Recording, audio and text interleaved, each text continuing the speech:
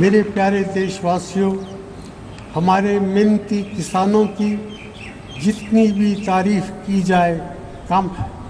उन्होंने पिछले 2 वर्षों में लगातार फसलों का रिकॉर्ड उत्पादन किया है। कृषि के विकास और किसानों के हितों की रक्षा के लिए हमारी सरकार की कोशिशों के कारण 11वीं योजना में कृषि में 3.3% का औसत विकास हुआ, जो 10वीं प्लान के 2.4% की दर से काफ़ी ज़्यादा है। पिछले 8 सालों में हमने फसलों का खरीद मूल्य दोगुना कर दिया है। हम लाखों छोटे किसानों को कम ब्याज पर कर्ज उपलब्ध करा रहे हैं। हमारे मुल्क की सबसे बड़ी ताकत हमारे बच्चे हैं।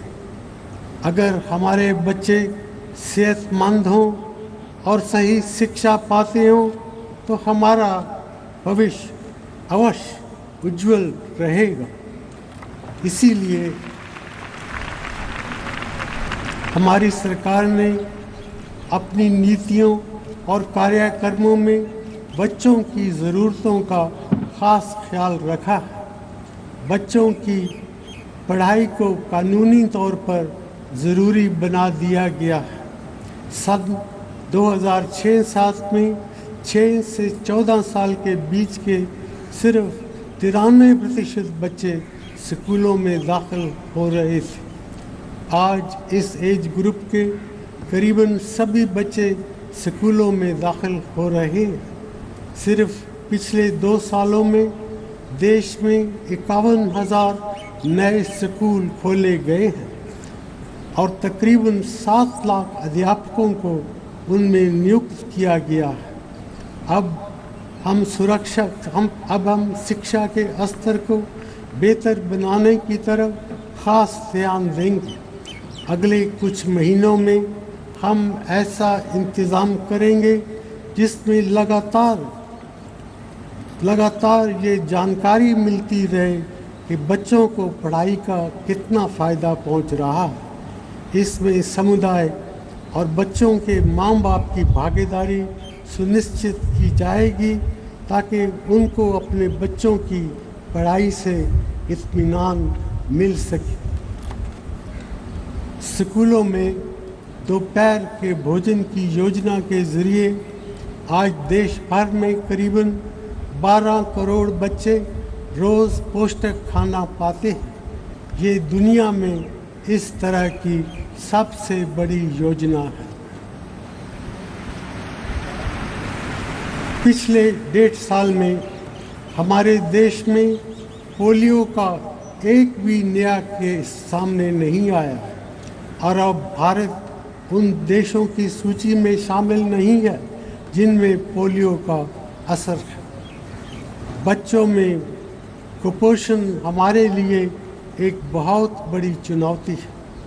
इस समस्या से निपटने के लिए हमने कई क्षेत्रों में ठोस कदम उठाए हैं। ICDS स्कीम से फ़ायदा उठाने वाली माताओं और बच्चों की तादाद पिछले 8 सालों में दुगनी हो गई है। ICDS स्कीम को और प्रभावी बनाने की प्रक्रिया अब आखिरी दौर में है और इसे अगले 1-2 महीने में पूरा कर लिया जाएगा। साल 2005 में हमने राष्ट्रीय ग्रामीण स्वास्थ्य मिशन शुरू किया था ताकि देश के हर एक गांव तक स्वास्थ्य सेवाएं पहुंच सकें।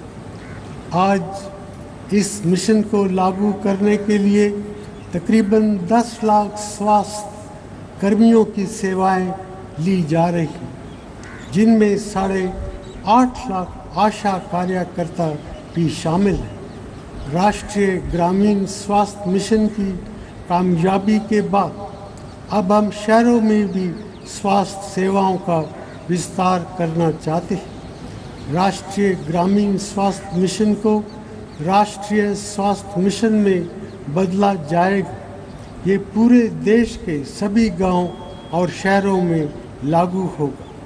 हम सभी देशवासियों के लिए सरकारी अस्पताल और स्वास्थ्य केंद्रों के माध्यम से ज़रूरी दवाएं मुफ्त देने की एक स्कीम भी बना रहे हैं। भाइयों और बहनों, हम अपने नौजवानों के लिए आने वाले सालों में रोज़गार के बहुत से नए अवसर पैदा करना चाहते हैं। इसके लिए ये ज़रूरी है कि हम उनको ऐसी स्किल्स में ट्रेनिंग दिलवाएं जिनकी हमारी अर्थव्यवस्था को ज़रूरत है। हमारा प्रयास है कि हम बहुत सी नई स्किल्स में ट्रेनिंग उपलब्ध कराने का इंतज़ाम करें। हम ऐसी व्यवस्था भी करना चाहते हैं जिसमें 6 हफ्ते से 6 महीने तक की अवधि के छोटे ट्रेनिंग कोर्सेज का लाभ हमारे नौजवान भाई बहन उठा सकें। नेशनल स्किल्स डेवलपमेंट काउंसिल ने ट्रेनिंग की एक बहुत बड़ी योजना बनाई है, जिसके तहत अगले 5 साल में 8 करोड़ लोगों को ट्रेनिंग दी जाएगी। ये एक महत्वाकांक्षी योजना है जो केंद्र सरकार द्वारा एक ख़ास एजेंसी बनाकर ही पूरी की जा सकती है। इसलिए हम एक नेशनल स्किल डेवलपमेंट अथॉरिटी को स्थापना करने पर विचार कर रहे हैं, ताकि स्किल डेवलपमेंट के कार्यक्रमों को सारे देश में तालमेल के साथ लागू किया जाए। इस काम में सरकार के अलावा निजी कंपनियों और स्वयंसेवी संस्थाओं का भी योगदान ज़रूरी होगा। उद्योग और व्यापार को बढ़ावा देकर ही हम रोज़गार के लिए नए और बेहतर अवसर पैदा कर सकते हैं। इसके लिए हमें अपने इंफ्रास्ट्रक्चर में तेज़ी से सुधार करना होगा।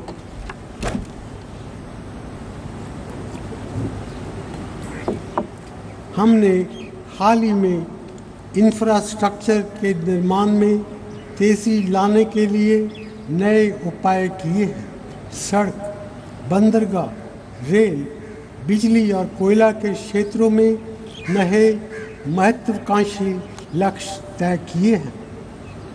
इंफ्रास्ट्रक्चर के निर्माण के लिए सरकार निजी क्षेत्र की मदद से पूंजी निवेश को बढ़ावा देने के लिए कई कदम उठाएगी।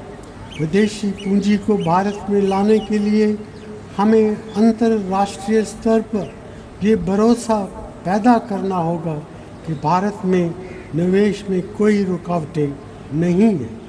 भाइयों और बहनों, सिर्फ 10 साल पहले तक हमारे गांव में 10 में से सिर्फ 3 घर बैंकिंग सेवाओं से जुड़े थे। आज आधे से भी ज़्यादा ग्रामीण घरों में बैंक खाते खोले जा चुके हैं। हमारी कोशिश होगी कि अगले 2 सालों में सभी घरों को बैंक के खातों का लाभ मिल पाए। हम ऐसी व्यवस्था बनाना चाहते हैं जिसमें सरकारी स्कीमों से जारी पैसा, जैसे बुज़ुर्गों की पेंशन, छात्रों की स्कॉलरशिप और मज़दूरों का मेहनताना, सभी का भुगतान सीधे लोगों के बैंक अकाउंट में किया जाए। इससे लोगों की परेशानी कम होगी, वो आसानी से भुगतान पा सकेंगे और पारदर्शिता बढ़ेगी। इस बड़े काम के लिए हम आधार स्कीम का सहारा लेंगे, जिसमें अब तक लगभग 20 करोड़ लोगों का रजिस्ट्रेशन हो चुका है। देश के शहरी इलाकों में रहने वाले अपने गरीब भाई बहनों को मकान मुहैया कराने के लिए हम शीघ्र ही राजीव आवास ऋण योजना की शुरुआत करेंगे। इसके तहत आर्थिक रूप से कमज़ोर तबकों के लोगों को मकान बनाने के लिए 5 लाख रुपए तक के कर्ज पर ब्याज में छूट दी जाएगी। भाई और बहनों, इसी साल हम 12वीं पंचवर्षीय योजना को राष्ट्रीय विकास परिषद के सामने रखेंगे। योजना में देश के विकास से संबंधित सभी महत्वपूर्ण मुद्दों पर आगे की कार्रवाई को तय किया जाए। इसमें उन उपायों का निर्धारित किया जाएगा जिनसे हमारे आर्थिक विकास की दर वर्तमान 6.5% से बढ़कर योजना के आखिरी साल में 9% हो पाए। योजना में उन क्षेत्रों पर विशेष ध्यान दिया जाएगा जो देश के विकास का फ़ायदा भारत के हर नागरिक तक और ख़ास तौर पर कमज़ोर तबकों तक पहुंचाने के दृष्टि से महत्वपूर्ण है। मुझे पूरी उम्मीद है कि 12वीं योजना को केंद्र और राज्य सरकारें मिलकर प्रभावी ढंग से लागू करेंगी। भाई और बहनों, अभी हाल में असम में हिंसा की जो घटनाएं हुई वो बहुत ही दुर्भाग्यपूर्ण हैं।